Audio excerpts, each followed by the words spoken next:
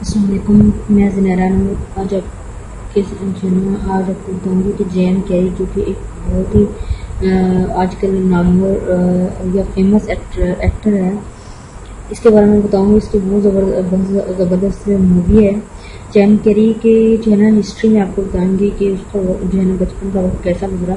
Jim Carrey 14 साल का था तो उसके बाप की नौकरी चली गई थी और इसके खानदान पर इंतहाई बुरा वक्त आन पड़ा था।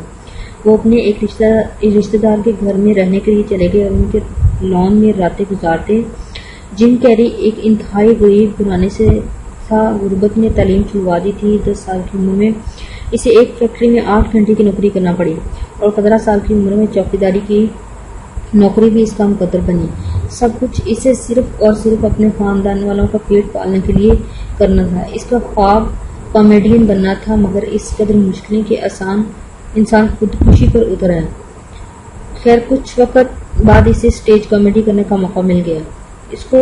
इसकी माँ ने इसके लिए एक खास सूट तैयार कर रखा था। सूट कई जगहों से फटा हुआ भी था। इसके बाद वो लॉस एंजलिस चला गया और वहां जाकर इसके कैरियर का बकायदा आगाज हुआ और इसका ख्वाब अब मुकम्मल होने की तरफ बढ़ने लगा।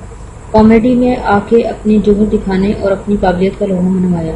मशहूर मज़ाहिया फिल्म दी मास्क का किरदार भी जिम कैरी की काबिलियत का मुंह बोलता सबूत है, जिसने पूरी दुनिया में धूम मचाकर रख दिया और इस मुकाम तक अपनी मेहनत की वजह से और इसकी एक उम्मीद की बिना पर पहुंचा कि वो मेहनत करेगा तो इसे आगे बढ़ने से कोई नहीं रोक सकता और दुनिया को दिखा सकेगा कि इसके अंदर भी टैलेंट मौजूद है।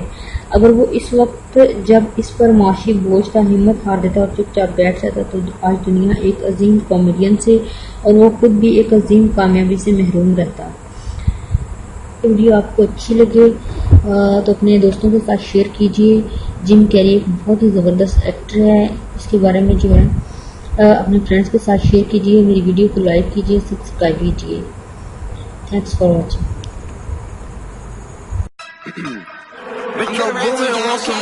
Yeah. 2 rings, I'm the MVP. I'm Steph Curry, all I ever do is switch breeze. My shows look like I've been living in DC. A whole lot of people listen when I give my speech. Like Mr. King, my fit looking crispy clean. Smoke green on my eyes, glaze Krispy Kreme. Turn a booth into ash when I spit this heat. Your Dre beats might melt for these MP3. Sheesh. Who would've thought it that I would go out in public and spit something that's